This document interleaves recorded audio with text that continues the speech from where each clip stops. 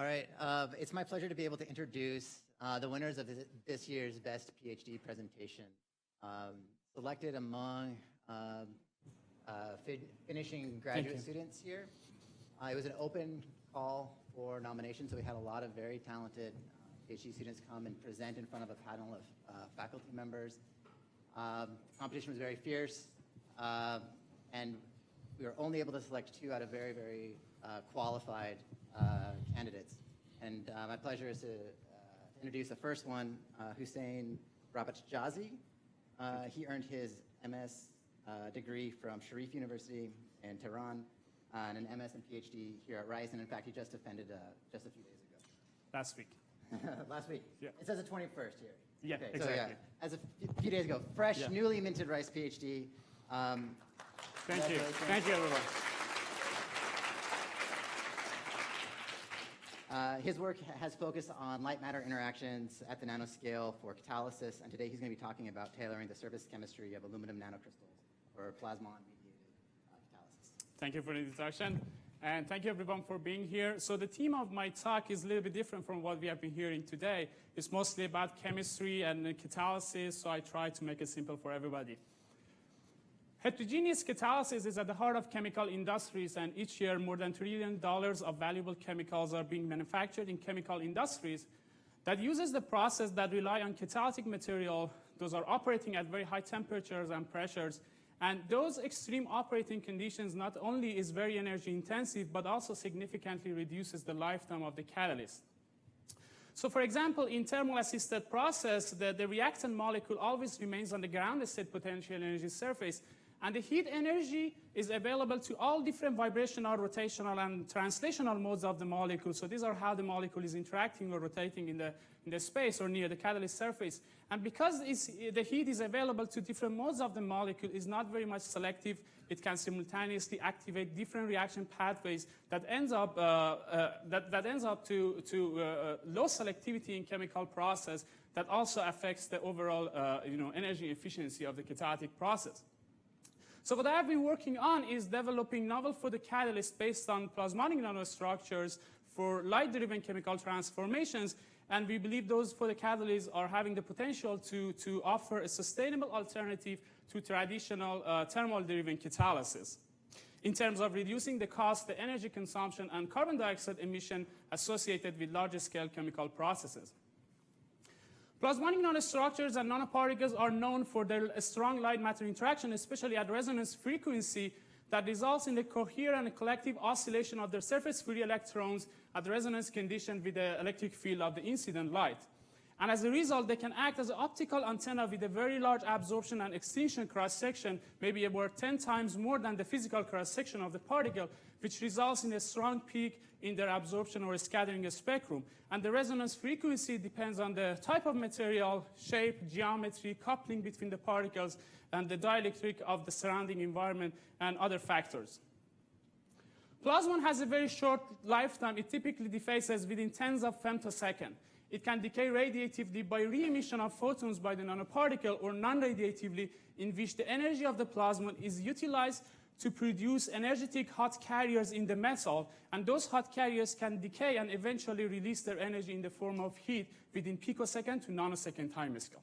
So these light matter interaction and phenomena involving the plasmon excitation and decay has found applications in different fields, from enhanced spectroscopy to biomedical applications and nonlinear optics even. And it is especially photocatalysis with this structure is a new paradigm that has the potential to improve the selectivity and the efficiency of the chemical process, among other interesting features that I listed here. So I'm not going to go too deep about how it works, but I would like to show that, for example, here the plasmon-induced hot carriers can inject into the unoccupied molecular orbital of the adsorbate or reactant on the surface, which can then excite the molecule into a new energy landscape, into excited state potential energy surface to induce chemical bond breaking and chemical bond activation. Or it can vibrationally excite the molecule in ground state energy potential energy surface to overcome this famous energy barrier that each chemical reaction has. It's interesting to know that during this process, the metal nanoparticle does not end up in a charged state. because the interaction of these hot carriers with the molecule on the surface is quite transient, where they only deposit their energy into the specific vibrational bond, vibrational energy or level of the molecule, and they eventually relax back to the metal. The photothermal heating from hot carrier decay can also push the reactant molecule to overcome and climb this energy barrier for chemical bond activation. So these are interesting features, but the problem is good plasmonic material that I listed in here are generally very bad catalytic material, or at least not very good catalytic materials, which means even though they have very great light harvesting properties, they cannot actively interact with the molecule on their surface, and their scope of application is very limited. And in contrast to these metals, we have traditional catalytic material. Those are having very excellent properties for catalysis and traditionally being used in chemical industries, but they are very poor light absorbers, especially across the visible spectrum. And that's why they require other sources of energy, such as heat and pressure, to drive chemical reactions. So we recently introduced the antenna reactor concept, where you can rationally couple a plasmonic nanoantenna into a catalytic material called reactor, where the energy flow from the plasmonic antenna in different forms to the reactor material can transform the entire complex into a light-activated photocatalyst that can drive chemical reactions at significantly milder operating conditions compared to the purely heat-driven process. This is a modular approach and a concept which means we can mix and match different antenna and reactor to create a library of different catalysts and photocatalysts for different applications. I've been particularly focusing on aluminum nanocrystal, even though gold and silver are known to be the most efficient plasmonic materials, but practically you can use them, not only because of the abundance, but also because of the cost. But in contrast, aluminum is the most earth-abundant metal with the cost that is quite negligible to the silver and gold. And it has an interesting band structure that allows to tune the optical properties of aluminum plasmonic nanostructure even beyond silver and gold. And we can chemically synthesize these particles in very large scale. You know, this is just an example I'm showing here in liter scale synthesis through this reaction between this precursor called alane and titanium isopropoxide catalyst. And this is the procedure that was pioneered in Naomi Hallas's lab. And it results in the formation of this beautiful monodispersed high-quality aluminum nanocrystal, where we can tune the size of these crystals by changing, for example, the ratio between these two solvents or the reaction temperature. And once they are exposed to the air, immediately a 2 to 4 nanometer amorphous oxide layer forms around these particles, which protects them from further oxidation, but sometimes adds a barrier to their surface modification.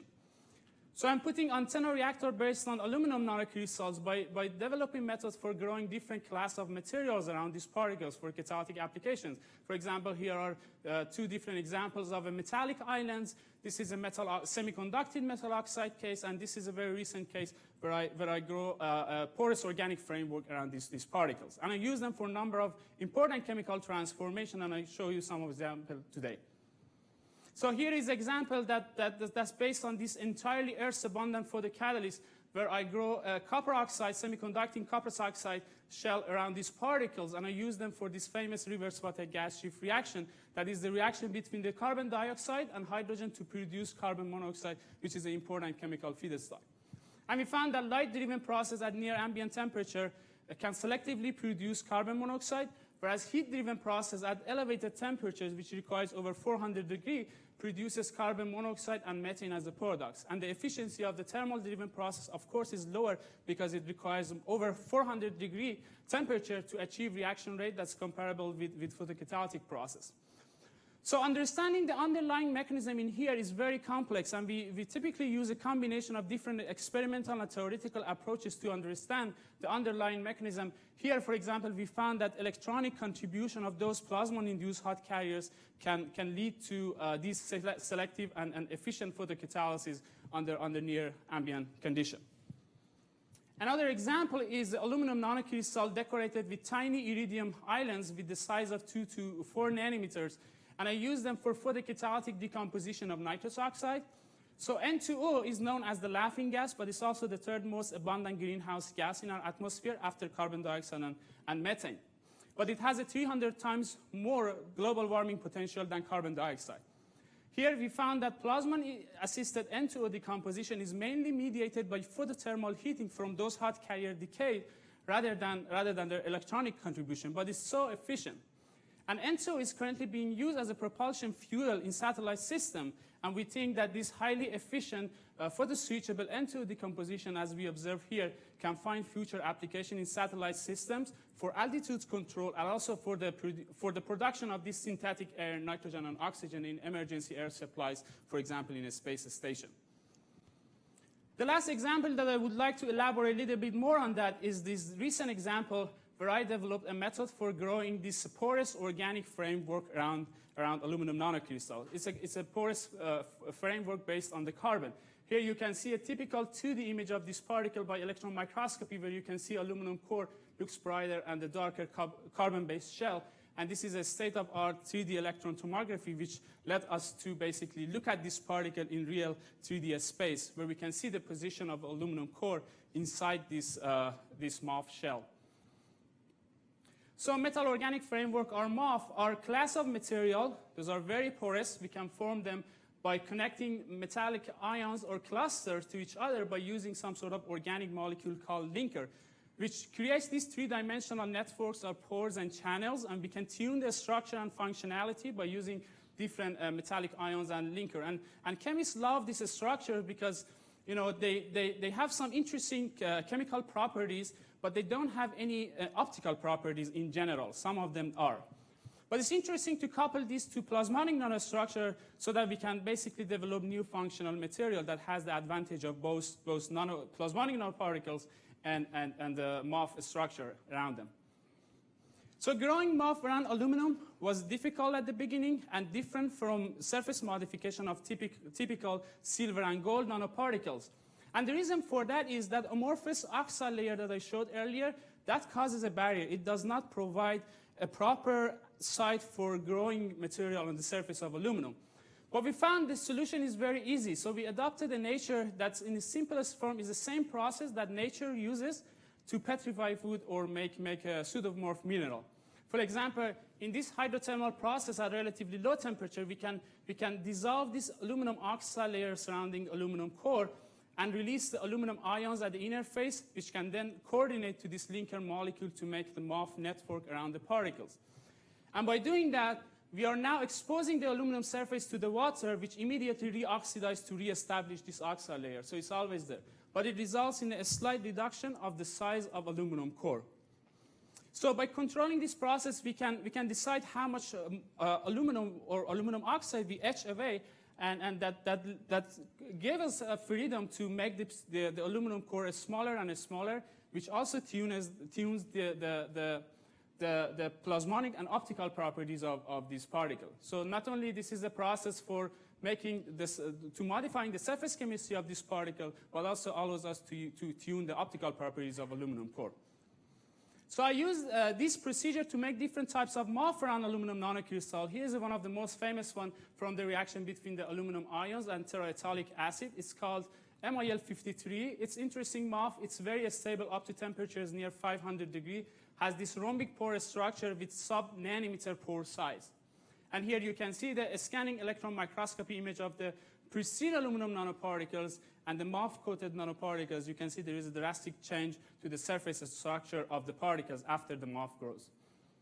And because of their porosity, they can increase the surface area. The MOF can increase the surface area and the uptake capacity of these particles for capturing different gas. Here is a two example. You can see there is a drastic increase of the uptake capacity of the MOF-coated particle for the case of nitrogen uptake or for the case of carbon dioxide uptake. And because of this enrichment of the gas uptake near the surface of aluminum nanocrystals, their photocatalytic reactivity for different photocatalytic reaction increase. For example, here I'm showing the reaction between hydrogen and deuterium. This is a benchmark reaction in photocatalysis. And you can see that MOF-coated particle shows near an order of magnitude increase in the rate of photocatalysis compared to the pristine aluminum nanocrystals. Another example is the carbon dioxide reduction through the reverse water gas shift to form carbon monoxide. And the MOF-coated particle, again, outperformed the pristine aluminum nanocrystals in terms of the photocatalytic efficiency.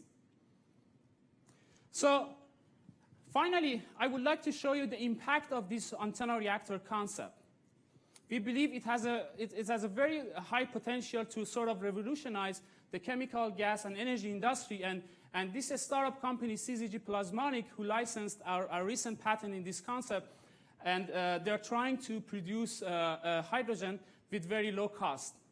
So the reason the hydrogen fuel cards are not available in the market today is not only because of the cost and limitation of producing hydrogen in large scale, but also the danger and the cost of the transportation of the liquid hydrogen and the storage of the liquid hydrogen in a place.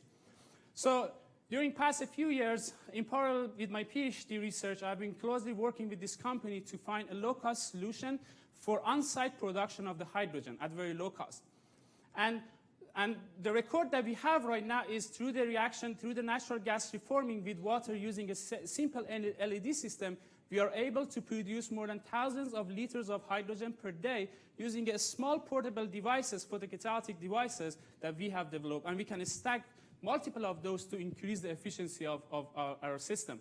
And the energy efficiency for non-engineered system, we haven't optimized the engineering part or the heat loss of the system yet, but the energy efficiency is very promising, more than 30%. So we are hoping that with further improvement in near future, we should be able to deliver this technology to the market. Thank you. I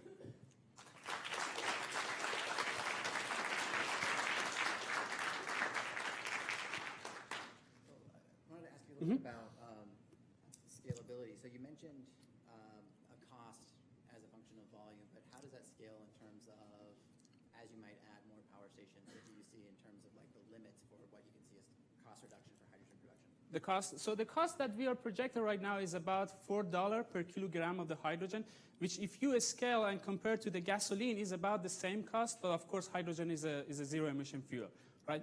But so if we scale that, there wouldn't be any extra charge or the cost for scaling. So for example, right now, compared to the experiment we performed like 3 years ago in the lab, we scaled this process 11,000 times so far. And we kept the efficiency of the process the same, and in some cases even improved the efficiency. And for this catalyst, unfortunately, I can't disclose what type of catalyst we are using right now because it's patented, but it's an earth-abundant catalyst. It's a very cheap catalyst, but very efficient. All right, if there are no more questions, let's thank Hussein again.